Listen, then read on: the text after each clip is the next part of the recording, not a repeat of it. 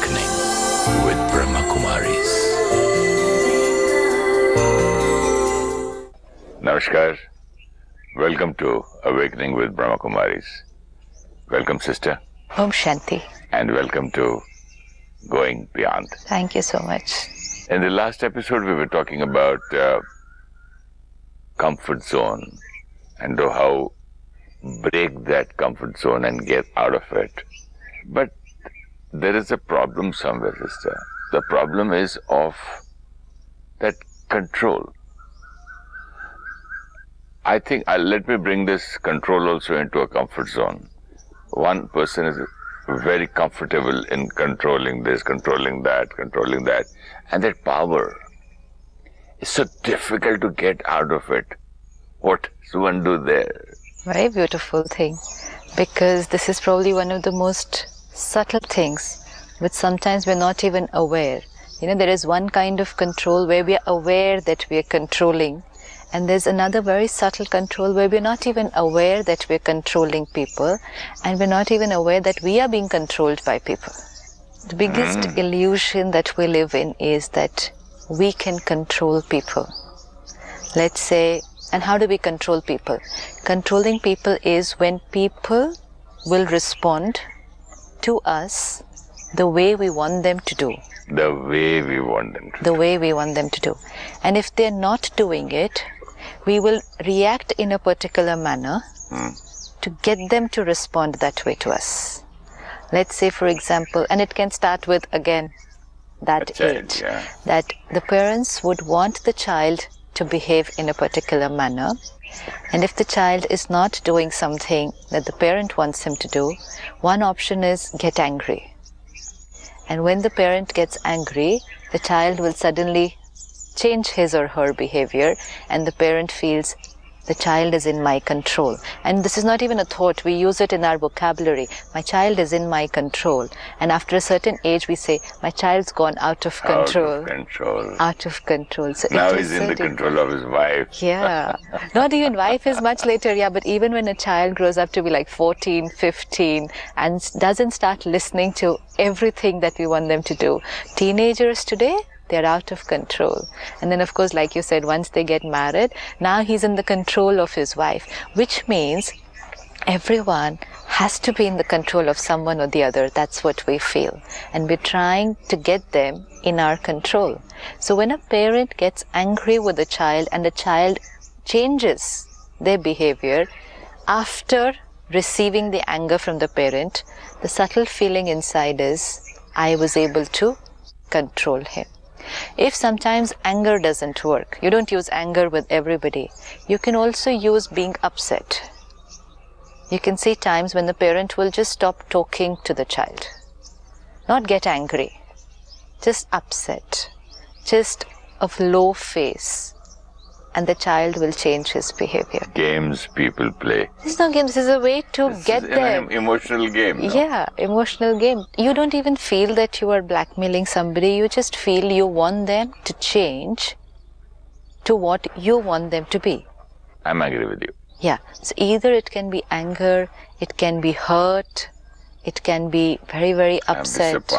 I'm disappointed. And the other person changes. So very subtle, different emotional reactions because of which other people change. And which the is moment fine. they change, yeah. I'm so proud of you. That is very important. Now what happens is that if the other people change, it's fine because people have a choice to change according to what they feel is needed for that situation or that person. But the dangerous part is that I will start feeling that they changed because I can control them. It's like, let's say you're behaving in a particular way and I want you to behave in a little different way. So I use either anger or irritation or hurt. I just stop talking. I can just sulk like that. And you change. Now, you change. Why do you change? You change is a choice that you make. For whatever reasons, for the good of the relationship, because you want the other person to be happy, because you probably feel maybe what the other person is saying right, whatever, XYZ. Try to please him. Reasons could be whatever. even if you're doing it to please the other person, it's a choice that you are making. Yes. So whatever you are doing, whatever change you're bringing out in your behavior is your voluntary decision to change yourself. But the critical part is if I start feeling that I am able to control you. And what happens is if you change once, twice, thrice, it deepens my belief system that I am able to control this person. And then I'm going to start using that controlling power a little too often. And what about the person who's being controlled? Actually, he also feels yes, weaker and weaker day by day, and absolutely, he cannot do anything without the other party. Yeah, now what? Yeah, perfect. And then he also comes in that kind of a comfort zone. Yeah. Arey, he's not at home. How do I solve this problem? Yeah. Arey, he's not at home. I wish he was there. Okay, call him. One is outer things that I can't do this and this without them. But here we're talking about control more on the subtle, the emotional level. Now, one is I am getting the feeling that I am controlling you, and you are getting the feeling that you are being controlled. And actually both are not true. I am living in this illusion that I am controlling you. And you are living in this illusion that you are being controlled by the other person. Both are not true because both make both the people weak. Even the one who gets used to controlling other people becomes weak. Why? Because every time I'm controlling, I'm also creating a subtle fear. What if they don't listen to me? And my happiness is again becoming dependent on you doing things my way. Because the minute you're not going to do it my way, I'm going to get disturbed, and immediately is, they're no longer in my control. And now what should I do to get them back into control? So it's another game altogether, which is only going to... And the other person who is feeling that I'm being controlled, that's even more critical because they can continue living their life saying, I have no choice. I have to be like this because of... and point fingers at a lot of people. And both are actually not true. The one who is changing their response is making a conscious decision. Like a child. Let's say even a child. 1 time, 2 times, 10 times, 50 times. They're choosing to do what the parent is saying. But they are choosing to do what the parent is saying. Why are you emphasizing so much on choosing? Because we should remember that today I am choosing to do what they're saying. Tomorrow I may choose not to do what they are saying. So it's my choice. It is my choice. Let me not say to myself, I'm being controlled by them. And then not to blame others later. Absolutely. Blame others for how I'm feeling. So that makes you further weak. As you said, both the parties get weak. Yes. If I understand that I'm not being controlled, I'm choosing. I'm choosing to listen to what they're saying and change myself to whatever they want. It's my decision, very important. It's my decision, so most important, I have the power to lead my life the way I want to do it, rather than always feeling that I am victim to so many people. But so many joint family daughter-in-laws and new entries in the family, they feel the same thing. I'm a victim, I'm forced, and they control me so much. I've got to listen to my husband, my father-in-law, my mother-in-law, my sister-in-law, my brother-in-law. I am what? Who have I been? Am I a slave? What the heck? These kind of feelings are there. No? I have got to listen to them. Says who? Says I. Says I. Don't listen. Then there'll be problems at home. Good. So if I don't listen, there will be problems at home. Then what will happen? Then there'll be fights between husband and wife. Then there will be fights between husband and wife. Then what will happen? Then the father-in-law and the son will fight. Very good. Then what will happen? Then they'll separate. Then they will separate. Then they might separate. Then it can lead to divorce. Good. Then it would lead to divorce. So suppose I am the daughter-in-law, I don't want all these 5 things to happen. So I'm choosing. So I'm choosing to listen to them. And in some cases, where I'm just not going to agree to what they're going to say, I don't mind if all these 5 things happen. but I'm still going to stick to what I want to do. So either ways, it's my choice. It's very important because... It's beautiful, sister. Either way, it's my choice. It's my choice. If we remember this, we do not sulk and feel. Now, we made it so clear in very simple lines that either ways, it's my choice. It's my choice. And let me do it with the awareness that it's my choice. Even if I am listening to what the other person is saying and using that option, what they are saying, I'm doing it because it's my choice. This makes me feel very good because it gives me the feeling that I'm living my life according to my choice and my decisions. I have the power to lead my life. But here you cannot say, I did it for my father, I did it for for the sake of my relatives and for the sake of respect of my family. All those things, their mind gives you all those tricks. Yes. Yesterday also I was telling you, mind plays so many tricks. Yes. So this is awareness. This is awareness. I'm doing it because I want to do it for 1, 2, 3, 4, 5, whatever reason. Even to the extent of some women can suffer through domestic violence at home. They can get beaten up for years and years, bruised absolutely. Sometimes body is really damaged, but they continue living in the same house. And they'll say, can't do anything, it's because of them. No, they are choosing to live there. For 1, 2, 3, 4, whatever reasons. For my children, because I don't have anywhere else to go, because society will not accept if I move out, because my parents will not be ready if I move out of my husband's house and go there, because I'm not independent. Let there be any reason. Worst. Think of the worst. I'm doing for the sake of family, I'm doing for this, any reason, but finally it's my choice. My choice. Someone in an office works in particular ways which they're not comfortable working in. Could be unethical practices, could be late working hours which they don't want to do, could be very high targets which they feel they cannot achieve and they're under a lot of stress trying to achieve it. But continuously saying to myself, it's because of them. I'm choosing to do this because this job matters to me, because I don't think I can get a very good job right now, because my family is dependent on the salary that I get from here. 1, 2, 3, 4, 5, whatever. I am choosing to do this. No one is controlling me. So I'm not a victim. I'm a master. It's a big shift. Big shift. Just now I was saying, one has to do this, one has to do that because of life. I mean, family, the victim, suddenly it's my choice and I'm doing it. Even my way of speaking changes. If the thought makes me change as an actor, I can feel the difference. Yes, and it also tells me that I have a choice, and even if I want to do something else. More self-esteem and more self-confidence. Absolutely. I could feel in those 2 lines itself. Yes. Now take this to everything. It could be in terms of doing things for people. It could be in terms of feeling things when with people. I am choosing. Nobody is controlling me. I am not controlling the other person. Even especially the other thing is very risky, where I feel that I am controlling people.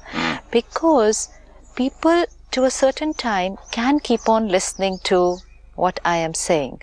And then suddenly, one day, they're going to do something totally different. Or otherwise, as long as you're a minister, or as long as you're the general of the army, or as long as are you on that seat, on that post, people listen to you. Yeah, control after that. Yeah, that is out of position. That is still easier to accept. That Yeah, it's easier to accept that. The most difficult thing, sister. Really? Actors who lose their jobs and their positions, and the ministers who lose those lights on the cars and the salutes and the salamis, and the generals being and all that. That's very difficult to come out of it. Yeah, definitely. Yeah, because they're used to the world being according to the way they want them to be. Yeah, control means so much of power. Power, yeah. So much of power, unbelievable power. Actually, look at this line also. Control means so much of power. Actually, control means so much of weakness. If I feel, one is that people are doing what I'm saying to them. That's okay. That's fine. But I am being able to control people is weakness. Because then my feeling powerful is dependent on you obeying me, which is very fragile. Because one fine morning it's going to change. That is why when you lose the seat and you're no more on the chair, and the other party no more one day listens to you, says, sir, don't you remember you're not my boss anymore? Even in relationships, Yeah. like a parent-child, a husband-wife. Yeah, even a son can say, Yes. I'm old enough, Dad. Not only say it, he just does things a different way. That's all. He is no longer yes, yes, yes to everything that I'm saying. Till this age, he was like, yes, you tell me what I should do and I'll do it. I'll do exactly what because you think right for me. Keeps doing everything without using too much of his mind and intellect. And I feel my control. And then suddenly, when they're 14, 15, they start having a different opinion. Yeah. And when they start having a different opinion, Parents don't like it. And then sometimes their opinion is what their friend's opinion is. And so then their parents will say, oh, he's in the control of his friends now. And sometimes their opinion is their wife's opinion or mother-in-law's. And then they say, well, and then the parents say, look, he's listening to us. When we're dealing with people, suppose I'm the senior person or the parent or whichever relationship, I should just be aware I can say what I have to say, I can give my opinion, but very clear that even if the other person is listening to what I'm saying, I'm not controlling them. They are choosing to accept what I have said to them. Today they may choose this, tomorrow they may choose something else. So tomorrow, if they are choosing to listen to what somebody else is saying, like you said, the son, today he's choosing to listen to what I'm saying, tomorrow he will choose to listen to what the wife is saying, what the mother-in-law is saying.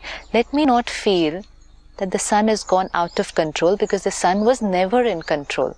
It's just that choices are different from time to time. So that I'm very aware my power is not on the other person listening to me, but my power is in me listening to myself. That is a powerful being. And now shift from trying to control them to trying to let them be what they want to be. And not getting upset if they're choosing to listen to someone else today. So why should one get upset if the other person is growing or changing? Or maybe, we're not saying it's negative or positive, growing, changing. Whoever likes to lose power. So when I associated they listening to me with control and control with power, so which means if today they're not listening to me, I'm losing control, which means I'm losing power and which means I'm becoming powerless. Low feeling. Who likes to feel powerless? No.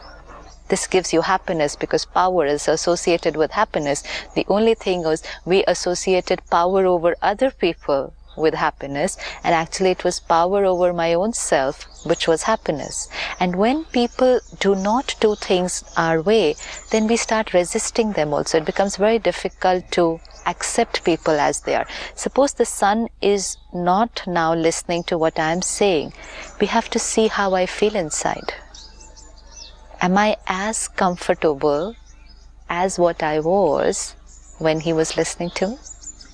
Can you say that line you told me in Hindi the other day? Baap nahi, Malik ban ke raay dena, bacha ban ke Sweekar karna. Yeah. Can you just explain that? At the Brahmakumaris, it's a beautiful slogan. I love that line. Yeah, and I love it. And it just works everywhere, in every relationship. It says, Malik bankar raay dena, balak bankar sweekar karna. Be the master while giving your opinion, and be a child while accepting the decision. It means in any relationship, whether it's at work, family, in a huge organization, the feeling of belongingness, this place belongs to me, these people belong to me, I should always give my opinion. Always, because who will we give our opinion to? To some people whom we feel They belong to us. It's a connectivity. You won't really get up and go and give your opinion to a stranger. You'll say, it's okay, it's their life. They can do what they want. But to people who are close... So give your opinion like you're the master. Master. Because a master will always, care for everybody. So I am the master, I have to give the opinion. But after that, let the person choose their decision and become a child when they're going to take a decision, because a child's opinion is never accepted. Ye to bachcha hai. So while I am giving an opinion, I am the master, and while the other person accepts or not, I become a child because, okay, nobody listens to a child. And a child doesn't get hurt if his opinion is not accepted. And child says, Papa, I want this, later, finished. Yeah, not I want this. A child will give an opinion. Let's say you're running the house in a particular way. And a little child might come and give you an opinion that this is not what you should do in the house. This is how you should do it. You will not necessarily take his decision and he will not feel hurt because you say, chota hai, bachcha hai. So if I become a child, I won't be hurt if my opinion is not being because it's very risky if I get hurt.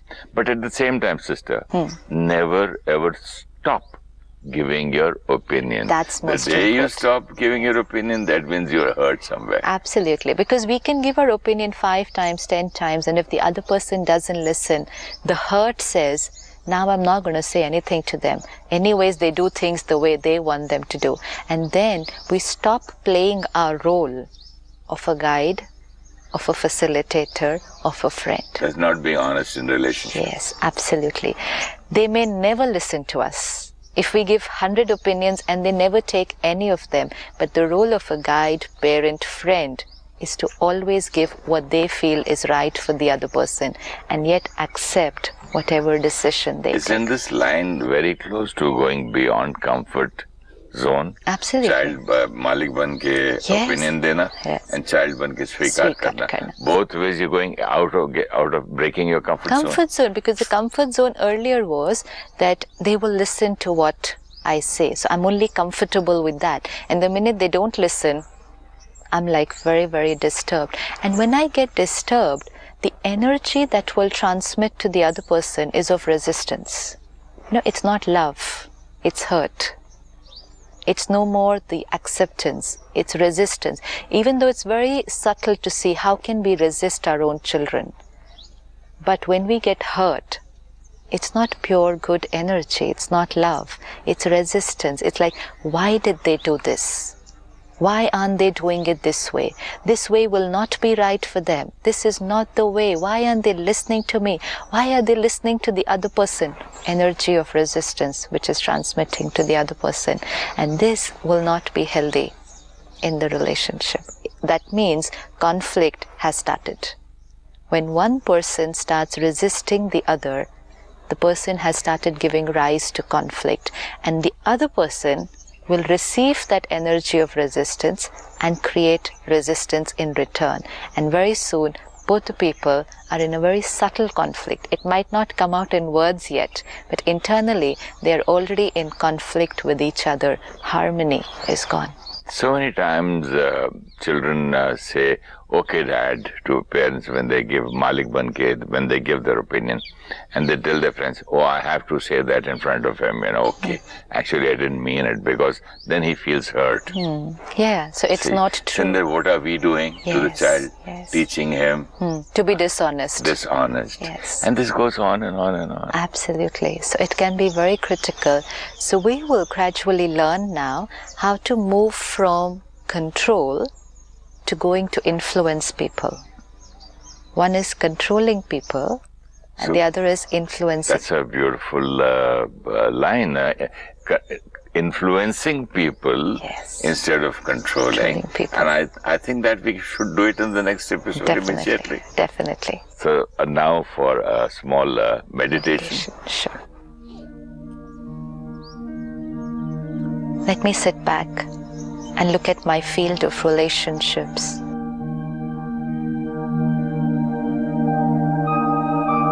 Family, friends, workplace, neighbors.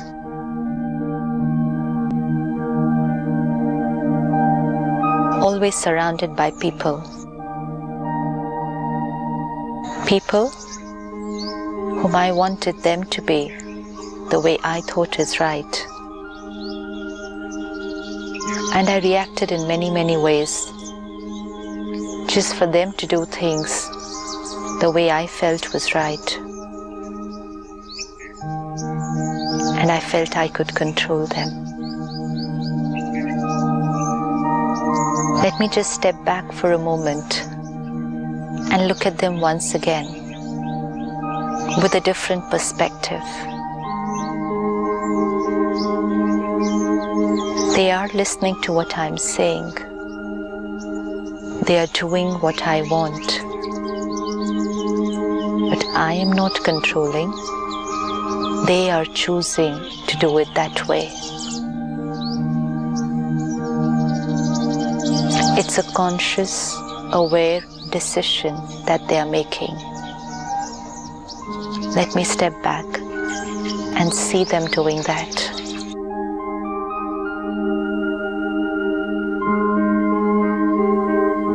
And let me be aware that the other soul will always make choices and decisions according to what they feel is right.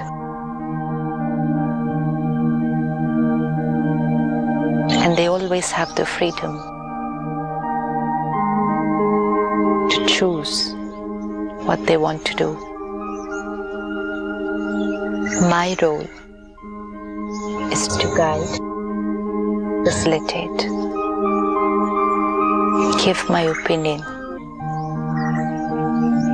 and always be there to support them in whatever decision they make. Om Shanti. Om Shanti, sister. Thank you. Om Shanti. Subtle way of controlling people is when we change our behavior, like getting angry, hurt, sulking, not talking to them, till they do what we want them to do. When we ask people to do things in a particular way and they do it our way, we feel we control them and they feel they are being controlled. Both are not true and it makes both weak. The one who feels they can control will always have the fear of what if they lose control.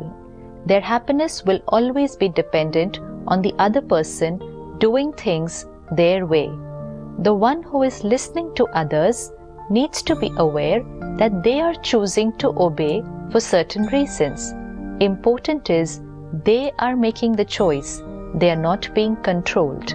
A powerful being is not the one who is able to control others, but the one who is able to control themselves. If you wish to discuss your problem or have a question to ask or want to know your nearest Rajayoga meditation center, write to us at awakeningwithbks@gmail.com or call us on 099 99 744 555.